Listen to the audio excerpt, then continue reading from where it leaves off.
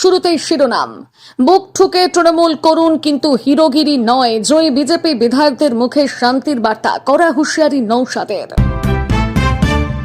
Hog মার্কেটে bulldozer তাণ্ডব ও মূর্তি ভাঙার অভিযোগে মামলা হাইকোর্টে, শুক্রবার শুনানির সম্ভাবনা। বিজেপির বুকে গুলি, শুভেন্দুর আত্মসহায়কের মৃত্যুতে রণংদেহী শ্রমিক। প্রধানমন্ত্রীর সফরের আগে বড় চক্রান্তের অভিযোগ। ভোট মিটতেই বাংলা সহ 5 রাজ্য থেকে তুলে নেওয়া হল নির্বাচনী বিধি, জানালো কমিশন। রামকৃষ্ণ মিশনের ছাত্র, 2019 থেকে শুভেন্দুর ছায়া সঙ্গী ছিলেন কে এই চন্দ্রনাথ রথ। পানিহাটিতে অভয়ের মায়ের বাড়ির কাছে বোমাবাজি, আহত 5 বিজেপি সমর্থক। মনে রেখো, তৃণমূল ও আমার আপন ভাই ছিল। চন্দ্রনাথের খুনে মেজাজ হারিয়ে হুঁশিয়ারি রুদ্রনীলের। মধ্যমগ্রামে শুভেন্দুর সহকারীকে গুলি, কোর্টের নজরদারিতে সিবিআই তদন্তের দাবি জানালো তৃণমূল। সব ফাইল খোলাবো, সরকার গঠন হলে গুন্ডা দমন হবে। মমতাকে হারানোর পর হুঁশিয়ারি শুভেন্দুর। বিজেপি কর্মীদের ছদ্মবেশে তাণ্ডব চালাচ্ছে তৃণমূলের গুন্ডা বাহিনী, করা আইনি হুঁশিয়ারি গেরুয়া শিবিরের। প্রবল বেগে ধেয়ে আসছে ঝড়, সঙ্গে বৃষ্টিপাত, জারি কমলা সতর্কতা। নেতাদের কলকাঠিতে এবার মেলেনি টিকিট, প্রার্থীদের পরাজয়ে ছাগল উৎসর্গ করে পুজো প্রাক্তন বিধায়কের। সন্ত্রাসবাদকে ধ্বংস করার সংকল্পে সিঁদুর বর্ষপূর্তিতে হুঙ্কার মোদির। মমতাকে হারানোর প্রতিশোধ, ছেলের হত্যাকাণ্ডে তৃণমূলের দিকে আঙুল তুললেন চন্দ্রনাথের মা।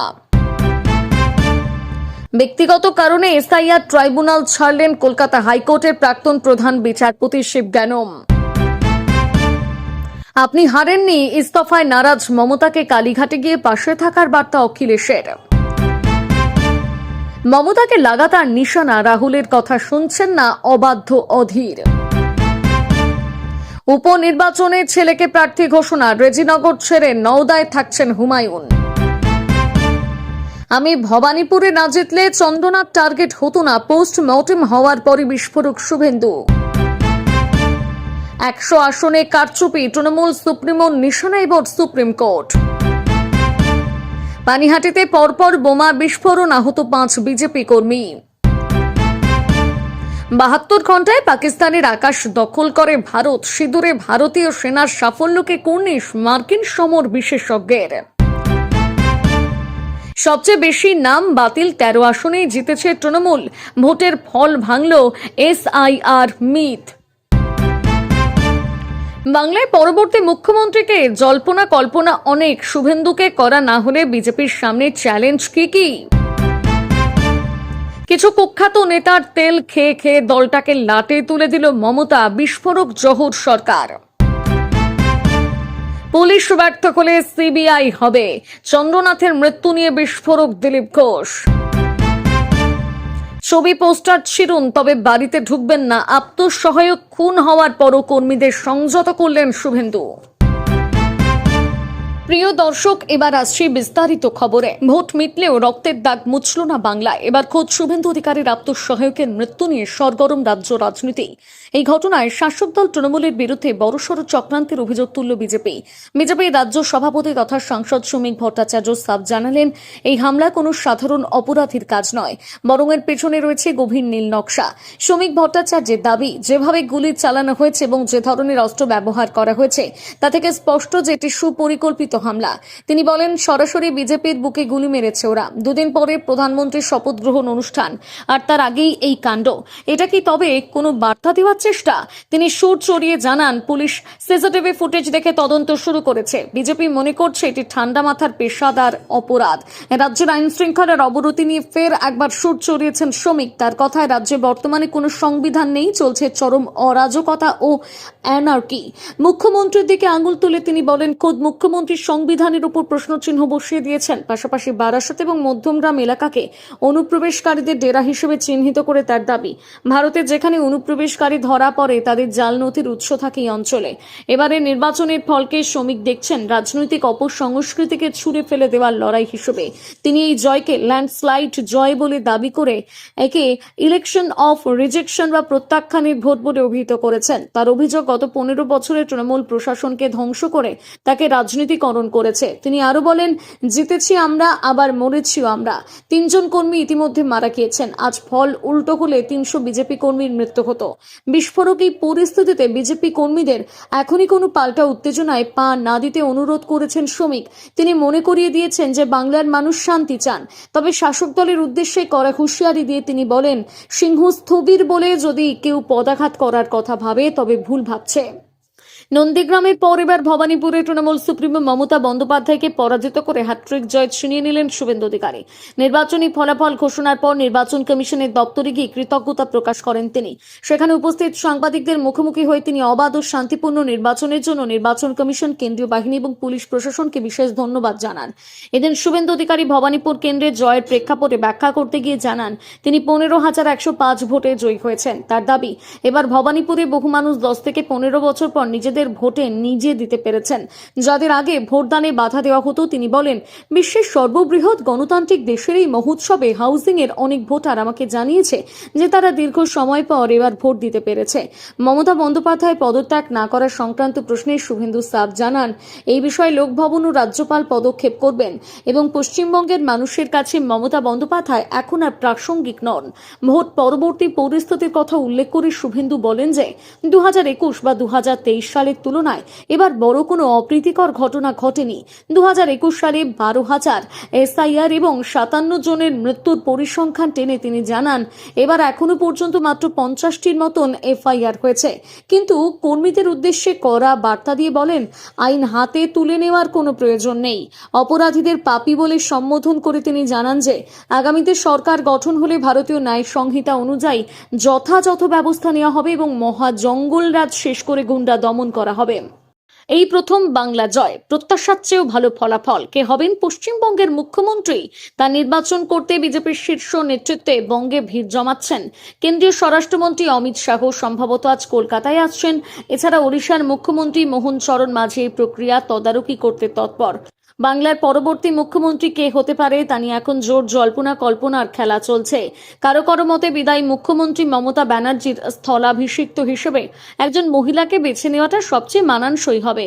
তারা বিজেপির নবনির্বাচিত বিধায়ক অগ্নিমিত্রা পাল কিংবা রূপা গাঙ্গুলিকে মমতার বিকল্প হিসেবে দেখছেন। আরও কয়েকটি নাম আলোচনায় উঠে আসছে, যেমন বিজেপির রাজ্য সভাপতি শ্রমিক ভট্টাচার্য এবং তার পূর্বসূরি দিলীপ ঘোষ। তবে একেবারে অপ্রত্যাশিত বা ওয়াইল্ড কার্ড হিসেবে অন্য কারোর নাম উঠে আসার সম্ভাবনাকে উড়িয়ে দেওয়া যায় না। কিন্তু এই নামগুলোর ভিড়ে একটি নামই সবার চেয়ে আলাদাভাবে নজর কাটছে এবং সবচেয়ে বেশি সমর্থন পাচ্ছে। সেই নামটি হলো শুভেন্দু অধিকারী। বিদায়ী বিরোধী দলনেতা শুভেন্দু অধিকারী হলেন জয়েন্ট কিলার। তিনি ভবানীপুর কেন্দ্রে মমতা ব্যানার্জিকে হারিয়েছেন। এর আগে 2021 সালে তিনি নন্দীগ্রাম কেন্দ্রে তৃণমূল সুপ্রিমোকে হারিয়েছেন। পশ্চিমবঙ্গের পরবর্তী মুখ্যমন্ত্রী হওয়ার দৌড়ে তার কাঁথির অধিকারী পরিবারের মেজ ছেলেকে এখন প্রধান দাবিদার হিসেবে বিবেচনা করা হচ্ছে। অনেকেরই বিশ্বাস শুভেন্দু অধিকারী সেই ব্যক্তি যিনি গত 5 বছরের বেশি সময় ধরে পশ্চিমবঙ্গ বিজেপি নির্বাচনী প্রচারের নেতৃত্ব দিয়ে এসেছেন। তার মতে মমতার এই প্রাক্তন সহযোগী মুখ্যমন্ত্রী পদের যোগ্য দাবিদার। কিন্তু মুখ্যমন্ত্রী পদে যদি শুভেন্দু অধিকারীকে বেছে নেওয়া না হয় তবে কি হবে? এর ফলে যে দলের কাঠামো সঙ্গে সঙ্গে ধসে পড়বে এমন কোনো ঝুঁকি নেই। বিজেপির সাংগঠনিক ভিত্তি এতটাই মজবুত যে এরকমটা ঘটার কোনো আশঙ্কা নেই। কিন্তু বিজেপি নেতৃত্ব যদি কেবল কোনো বিশেষ বার্তা দেওয়ার উদ্দেশ্যে অন্য কাউকে বেছে নেয় তবে পরিস্থিতি কি দাঁড়াবে? শুভেন্দু অধিকারী, যিনি আনুষ্ঠানিকভাবে দলের মুখ না হলেও কার্যত দলের প্রধান মুখ হয়ে উঠেছিলেন, তিনি কি বিজেপির সব বিধায়কের পূর্ণ সমর্থন পাবেন? যার প্রাপ্য সম্মান তাকে দেওয়া উচিত। সেই বিচারে বলা যায় দলের রাজ্য সংগঠনে তার পদমর্যাদা যাই হোক না কেন, পশ্চিমবঙ্গে বিজেপির প্রধান নেতা হিসেবে বরাবরই শুভেন্দু অধিকারীর নাম সবার আগে উঠে এসেছে। তৃণমূল কংগ্রেসের বিরুদ্ধে রাজপথের লড়াইয়ে তিনিই ছিলেন প্রতিরোধের প্রধান মুখ। 2021 সালের নন্দীগ্রাম থেকে শুরু করে 2026 সালের ভবানীপুর তৃণমূল সুপ্রিমো মমতা ব্যানার্জির বিরুদ্ধে তার প্রতিটি বিজয় নিছক নির্বাচনী হিসেব নিকাশের ঊর্ধ্বে এক গভীর প্রতীকী তাৎপর্য বহন করে। বাংলার বিভিন্ন টিভি চ্যানেলের প্রতিবেদনগুলো ইঙ্গিত দেয়, বিজেপির বহু নিচুতলার কর্মী এবং কয়েকজন নির্বাচিত বিধায়ক তাকে পশ্চিমবঙ্গের শীর্ষ পদের স্বাভাবিক দাবিদার হিসেবে গণ্য করে। শুভেন্দু অধিকারীকে উপেক্ষা করা হলে তা বিজেপির দলীয় কর্মীদের কাছে একটি অস্বস্তিকর বার্তা পৌঁছে দিতে পারে। বিজেপির শীর্ষ নেতৃত্ব নিশ্চয়ই এমন কোনো ভাবমূর্তি তৈরি করতে চাইবে না যেখানে মনে হতে পারে যে শুভেন্দু অধিকারী নির্বাচনী সাফল্য এবং জনসংহতি গড়ে তোলার সক্ষমতার চেয়ে তারা দলের অভ্যন্তরীণ ভারসাম্য রক্ষায় বিষয়টিকে বেশি অগ্রাধিকার দিচ্ছে। তাই শুভেন্দু অধিকারী ছাড়া অন্য কাউকে বিজেপির মুখ্যমন্ত্রী হিসেবে বেছে নেওয়া হলে সেই দলীয় কর্মীদের উদ্দীপনার ধার অনেকটাই ভোঁতা হয়ে যেতে পারে। উল্লেখ্য, এই বিপুল উদ্দীপনায় পশ্চিমবঙ্গে বিজেপির অভাবনীয় উত্থানের মূল চালিকা শক্তি হিসেবে কাজ করেছিল। শুভেন্দু অধিকারীর জনপ্রিয়তার নেপথ্যে তার মিশ্র রাজনৈতিক পরিচয়ের এক বিশেষ সুবিধা রয়েছে। দক্ষিণবঙ্গের মাটিতে তার জনপ্রিয়তা এবং একদা তৃণমূল কংগ্রেসের অন্দরমহলের মানুষ হিসেবে পরিচিত শুভেন্দু বর্তমানে নিজেকে অত্যন্ত সফলভাবে বিজেপির এক লড়াকু ও আক্রমণাত্মক মুখ হিসেবে গড়ে তুলেছেন। বিজেপি নেতা শুভেন্দু অধিকারীর আত্মসহায়ক খুনের ঘটনায় এই সময় উত্তাল রাজ্য রাজনীতি। গতকাল রাত থেকে উত্তপ্ত স্থানীয় এলাকা। আজ ফের একবার রাজ্যের তৃণমূল শিবিরকে প্রবল কটাক্ষ করলেন বিজেপি বিধায়ক দিলীপ ঘোষ। তিনি বলেন, এক নজরে একাদশীর উপবাস চলছে, অন্যজনের অমাবস্যার উপবাস চলছে, কে কাকে সান্ত্বনা দেবে? চুপচাপ কালীঘাটে বসে থাকুন। আগেও 2-3 খুন হয়ে গেছেন, সরকার গেলেও অভ্যাস চায়নি পুলিশ প্রশাসনের। আর যেন রক্তপাত না হয় সেটাই চাইব। মানুষ লাইনে দাঁড়িয়ে ভোট দিলেন এর থেকে বাঁচার জন্য। যেহেতু নতুন সরকার দায়িত্ব নেয়নি, তাই দুষ্কৃতীরা যা ইচ্ছে তাই করছে। পুলিশকে বলবো নিজেদের কাজ সঠিকভাবে করতে। আমরা সিবিআই তদন্ত চাইছি। যদি প্রশাসন সঠিকভাবে নিজের কাজ করতে না পারে তাহলে সেটাই হবে। তৃণমূল কি বলছে তা নিয়ে মানুষ ভাবতে রাজি নয়। দীর্ঘদিন ধরে শুভেন্দুর আত্মসহায়ক চন্দ্রনাথ রথ নন্দীগ্রাম এলাকায় বাড়ি, তবে কাজের সুবিধের জন্য থাকতেন মধ্যমগ্রামের ফ্ল্যাটে। বুধবার রাতে নিজের ফ্ল্যাটে যাওয়ার সময় তার গাড়ি থামিয়ে গুলি করে খুন করা হয়, জানিয়ে রীতিমতন আক্ষেপ করেছেন শুভেন্দু অধিকারী। তিনি বলেছেন, ভবানীপুরে না জিতলে হয়তো চন্দ্রনাথকে হত্যা করা হতো না। গতকাল রাতে উত্তর 24 পরগনার মধ্যমগ্রামের গোহারিয়ায় বাইকে এসে চন্দ্রনাথের গাড়ি লক্ষ্য করে রূপাথারি গুলি চালায় দুষ্কৃতীরা। একটি গুলি চন্দ্রনাথের হৃৎপিণ্ড এফোর ওপর করে দিয়ে চলে যায়। তার পেটে আর মাথাতেও গুলি লাগে। গুলিবিদ্ধ অবস্থায় হাসপাতালে মৃত্যুর সঙ্গে লড়ছেন চন্দ্রনাথের গাড়ির ড্রাইভার বুদ্ধদেব বেরা। তাকে ভর্তি করা হয়েছে বাইপাসের একটি বেসরকারি হাসপাতালে। চন্দ্রনাথ রথের খুনি কারা এখনো স্পষ্ট নয় তদন্তকারীদের কাছে। প্রাথমিক অনুমান, ভিন রাজ্য থেকে ভাড়াটে খুন নিয়ে এসে খুন করা হয়েছে চন্দ্রনাথকে। এটি কোনো সুপারি কিলারের কাজ বলেও প্রাথমিক তদন্তে অনুমান পুলিশের। চন্দ্রনাথ রথ হত্যাকাণ্ডের তদন্তের জন্য এসটিএফ, সিআইডি, আইবিকে তলব নিয়ে ইতিমধ্যে হয়েছে সিট। ঘটনাস্থল থেকে উদ্ধার হয়েছে সিসিটিভি ফুটেজ। ঘটনাস্থল অর্থাৎ ক্রাইম সিন সিল করে রাখা হয়েছে। সেখানে পুলিশ পাহারায় রয়েছে। পুলিশের প্রাথমিক অনুমান, চন্দ্রনাথ রথের গতিবিধি গত 7 দিন ধরে রেকি করেছিল আততায়ী। তারপর তাকে হত্যার পরিকল্পনা করে। ভিন রাজ্য থেকে আসা সুপারি কিলার চন্দ্রনাথের অজান্তে তার পিছু নিয়েছিল। শেষ পর্যন্ত বুধবারের বৃষ্টি ভেজা রাতে চন্দ্রনাথকে খুন করা হয়। তদন্তকারীদের প্রাথমিক অনুমান, ভিন রাজ্য থেকে আসা আততায়ী খুন করে দমদম বিমানবন্দর দিয়ে বিমানে করে পালাতে পারে, আর সেই কারণে বিমানবন্দরের সিসিটিভি ফুটেজ পরীক্ষা করা হচ্ছে। ব্রিগেডের মহামঞ্চে নতুন সরকারের শপথ। তার ঠিক আগে গতকাল রাতে মধ্যমগ্রামে নিজের অতি বিশ্বস্ত আত্মসহায়ক চন্দ্রনাথ রথের নৃশংস হত্যাকাণ্ডে যখন গোটা রাজ্য তোলপাড়, ঠিক তখনই সংযমের বার্তা দিলেন শুভেন্দু অধিকারী। নিজের দীর্ঘদিনের ছায়ের সঙ্গীকে হারানোর শোকে পাথর না হয়ে দলীয় কর্মীদের চরম সংযম বজায় রাখার আহ্বান জানালেন নন্দীগ্রাম ও ভবানীপুরের জয়ী বিজেপি প্রার্থী। রাজনৈতিক মহলের মতেই খুনের ঘটনার পর রাজ্যের আইন শৃঙ্খলা পরিস্থিতি যাতে অবনতি না ঘটে তার জন্যই কড়া অথচ কৌশলী বার্তা সম্ভাব্য মুখ্যমন্ত্রীর। নির্বাচনের ফল প্রকাশের পর থেকে রাজ্যের বিভিন্ন প্রান্ত থেকে অশান্তির খবর আসছে। এর মধ্যে বুধবার রাতে মধ্যমগ্রামে যেভাবে পয়েন্ট ব্ল্যাক রেঞ্জ থেকে গুলি করে চন্দ্রনাথকে খুন করা হয়েছে তাতে রাগে ফুঁসছে গেরুয়া শিবির। খুব যে কোনো সময় আগ্নেয়গিরির মতন ফেটে পড়তে পারে এমন আশঙ্কাই করছিল প্রশাসন। ঠিক এই আবহে হাত জোর করে দলীয় কর্মীদের প্রতি শুভেন্দুর নির্দেশ, তৃণমূলের প্রতি আপনাদের ক্ষোভ থাকতে পারে, প্রয়োজনে এলাকা তৃণমূলের পতাকা মুক্ত করুন। মমতা বন্দ্যোপাধ্যায় বা অভিষেক বন্দ্যোপাধ্যায়ের ছবি, ব্যানার, পোস্টার ছিঁড়ে ফেলুন, কিন্তু ভুলেও কারুর বাড়িতে ঢুকবেন না। শুভেন্দু আরও স্পষ্ট করে বলেন, কারো বাড়িতে ঢুকবেন না, কারণ সেখানে বৃদ্ধ বাবা মা, মহিলারা, ছোট বাচ্চারা থাকে। তাদের কোনো দোষ নেই। গুন্ডামি বা হিংসা ছড়ানো তৃণমূলের সংস্কৃতি হতে পারে না, কিন্তু বিজেপি সেই পথে হাঁটবে না। বাংলার মানুষ আমাদের দায়িত্ব দিয়েছে সেবা করার জন্য, সেই মর্যাদা আমাদের রক্ষা করতে হবে। এই রাজনৈতিক বিশ্লেষকদের মতে নিজের দপ্তরের সমস্ত কাজ সামলানো অত্যন্ত প্রিয় পাত্রকে হারিয়ে শুভেন্দুর এই আচরণ আদতে রাজ্যের শাসক দলের সদস্য হিসেবে তার দায়িত্ববোধের পরিচয় দিয়েছে। ঘটনার বিবরণ দিতে গিয়ে বুধবার রাতে সেই রোমহর্ষক দৃশ্যের কথা জানিয়েছেন প্রত্যক্ষদর্শীরা। চন্দ্রনাথ গাড়ি নিয়ে নিজের ফ্ল্যাটে ফিরছিলেন, আচমকাই একটা গাড়ি তার পথ আটকায়। কিছু বুঝে ওঠার আগে বাইকে আসা দুই আততায়ী জানলার খুব কাছ থেকে পরপর গুলি চালিয়ে ঝাঁঝরা করে দেয়। রক্তাক্ত অবস্থায় হাসপাতালে নিয়ে যাওয়া হলেও শেষ রক্ষা হয়নি। যদিও পুলিশের দাবি, তদন্তে বেশ কিছু গুরুত্বপূর্ণ সূত্র মিলেছে। রাজ্য পুলিশের ডিজি সিদ্ধিনাথ গুপ্তা এবং বারাসাত পুলিশ জেলা সুপার পুষ্পা নিজের ঘটনার তদারকি করছেন। খুনে ব্যবহৃত গাড়িটি বাজেয়াপ্ত করা হয়েছে, যাতে লাগানো ছিল একটা ভুয়ো নম্বর প্লেট। সিআইডি এবং রাজ্য পুলিশের সমন্বয়ে গঠিত সিট ইতিমধ্যে সিসিটিভি ফুটেজ বিশ্লেষণ শুরু করেছে। তবে খুনের পর বেশ কয়েক ঘন্টা পার হয়ে গেলেও এখনো পর্যন্ত গ্রেপ্তার না হওয়ায় বিজেপি কর্মীদের মধ্যে অসন্তোষ বাড়ছে। অনেকেই মনে করছেন, যদি খোদ শুভেন্দু অধিকারী এদিন রুখে দাঁড়ানোর বদলে সংযত হওয়ার বার্তা না দিতেন, তবে রাজ্যের পরিস্থিতি ভয়াবহ হতে পারত। এখন দেখার পুলিশের জালে মূল পাণ্ডারা কবে ধরা পড়ে এবং শনিবারের শপথ অনুষ্ঠানের আগে রাজ্য প্রশাসন শান্তি বজায় রাখতে কতটা সফল হয়। রাজ্যে পালাবদলের পর থেকে বিভিন্ন জায়গায় বিক্ষোভের মুখে পড়ছেন তৃণমূলের নেতাকর্মীরা। গণনা কেন্দ্রে রাজ চক্রবর্তীর গায়ে কাদা ছোড়ার ঘটনা ঘটেছে। দেবকে লক্ষ্য করে উঠেছে চোর চোর স্লোগান। এদিন বিমানে হেনস্থার শিকার কৃষ্ণনগরের সাংসদ মহুয়া মৈত্র। তাকে দেখামাত্রই চোর স্লোগান তুললেন সহযাত্রীরা। স্লোগান উঠল, পিসি চোর, ভাইপো চোর, তৃণমূলের সব চোর। 26শে নির্বাচনের ফলাফল স্পষ্ট হতে তৃণমূলের বিরুদ্ধে প্রকাশ্যে বিষোদ্গার করছে আম জনতা। তৃণমূল ঘনিষ্ঠ বহু খ্যাতনামা দল মমতা বন্দ্যোপাধ্যায়, অভিষেক বন্দ্যোপাধ্যায়ের একাধিক পদক্ষেপ নিয়ে প্রশ্ন তুলছেন।